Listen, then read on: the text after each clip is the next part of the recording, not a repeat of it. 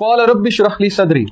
इससे हम बड़ी चीजें सीखेंगे कि दुआ करने का तरीका क्या है, मूसा अलैहिस्सलाम ने दुआ कैसे की, दुआ कबूल कैसे होती है और उन्होंने दुआ में क्या क्या चीज मांगी। ओके, अब नोट करें। मूसा अलैहिस्सलाम को पता है मैंने जाना है, उन्होंने अल्लाह से कोई आर्मी नहीं मांगी, हालांकि फिरौन की बहुत बड़ी आर्मी थी। वो अल्लाह से कह सकते थे अल्लाह मुझे $2 बिलियन दे दें और मुझे जो है वो इतने हवाई जहाज दे दें और मुझे फरिश्ते भेज दें मदद के लिए, और जो है वो मुझे इतने घोड़े चाहिए और इतने मुझे टैंक चाहिए, इतने हथियार चाहिए। लेकिन अब सुने उन्होंने क्या मांगा। क़ाल रब्बि इश्रह ली सदरी। सबसे पहले he said, oh my Lord open for me my chest. मेरे शरह यानी खोल दे, किसको? सदर को, मेरे सीने को खोल दे, यानी ग्रांट मी, इसकी तफसीर है grant me self confidence, containment and boldness.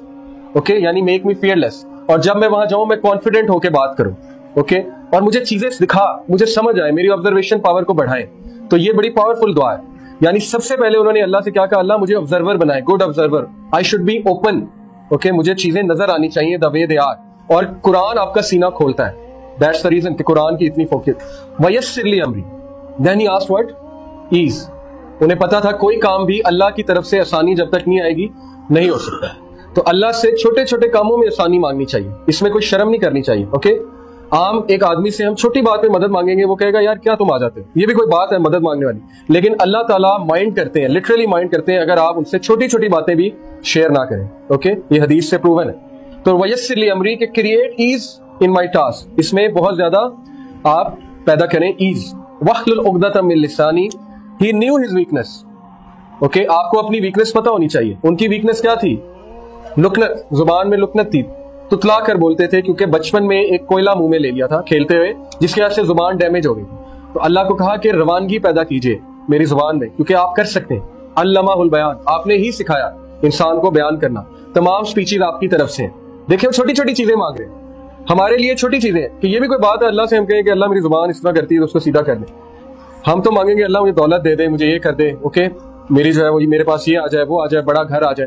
लेकिन he is asking value added things in life, तो मेरी जुबान की लुकनत खत्म हो जाए। यफ़क़हू क़ौली, ताकि वो मेरी स्पीच को अंडरस्टैंड करें। क्यों? क्योंकि अब मूसा अलैहिस्सलाम की नीयत क्या थी इस दुआ के पीछे? पर्सनल थी। जुबान को क्यों वो सही करवा रहे थे? ताकि वो अल्लाह का पैगाम अच्छे अंदाज से, और कभी भी शर्माए ना दुआ करते रहे। ओके, ये मत सोचे मैं क्या मांग रहा हूँ, ये कभी आपके माइंड में ना आए कि ये तो हो ही नहीं सकता, ये मैं क्या बात कर रहा हूँ, ये तो हुआ ही नहीं कभी। ओके, मायूसी वाली दुआ जो है वो रिजेक्ट कर दी जाती है। हदीस के मुताबिक दुआ वो कबूल होती है जो बहुत अफर्मेशन के साथ है, कंफर्मेशन के साथ है, आपको पता है वो कबूल हुई। और कबूलियत की शक्लें हैं, 3 शक्लें हैं। क्या क्या है? एक, या तो अल्लाह आपको वो दे देते हैं जो आप मांग रहे हैं। दूसरा, कोई तकलीफ आप पे है उसके बदले वो हटा देते हैं। और तीसरा, आपको आखिरत के लिए वो चीज रिजर्व कर लेते हैं और आखिरत में मिल जाती है। तो दुआ कभी रिजेक्ट नहीं होती, उसने कबूल ही होना है। ठीक है, लेकिन हमारा पैरामीटर ये दुआ की कबूलियत का कि वो चीज मिल जाए, ये दुआ की कबूलियत नहीं होती है। अल्लाह को बेहतर पता है आपके लिए अच्छी है कि बुरी है। कल को अल्लाह को आप ब्लेम कर देंगे कि मैंने ये मांगा था लेकिन आपको तो पता था ये अच्छी नहीं, तो फिर आपने क्यों दिया? ये इसी तरह एक बच्चा अपने बाप को कहे मुझे ले दे, मुझे ले दे, जब बाप ले दे तो कल को बड़ा हो तो कहे ये आपने लेकर दिया था इसीलिए तो मैं खराब हूं। और इसी तरह होता है, हम लोग अपने पेरेंट्स को हर चीज के लिए ब्लेम करते हैं। हम कहते हैं जी आपकी वजह से है, आपने मुझे यहाँ कराया होता तो ये होता। जबकि अगर हम जाए पीछे तो हमें ये देख के शर्मिंदगी होगी कि हमने ही फोर्स किया था ये एक्शन लेने पे, वो मजबूर थे। नबी सल्लल्लाहु अलैहि वसल्लम ने कहा कि 3 लोग की तरफ अल्लाह रहमत की निगाह से नहीं देखेगा क़यामत वाले दिन। उनमें पहला है अल-आक। अल-आक जो माँ से तकरार करता है। अल-आक वो शख्स है जो माँ से तकरार करता है। माँ कहती है बेटा ये क्या कर रहे हो, वो कहता है आपको नहीं पता, आपको क्या पता है, छोड़े बस इस काम। अल-आक, अल्लाह रहमत की निगाह से भी क़यामत वाले दिन उसको नहीं देखेंगे। दूसरा अल-मन्नान।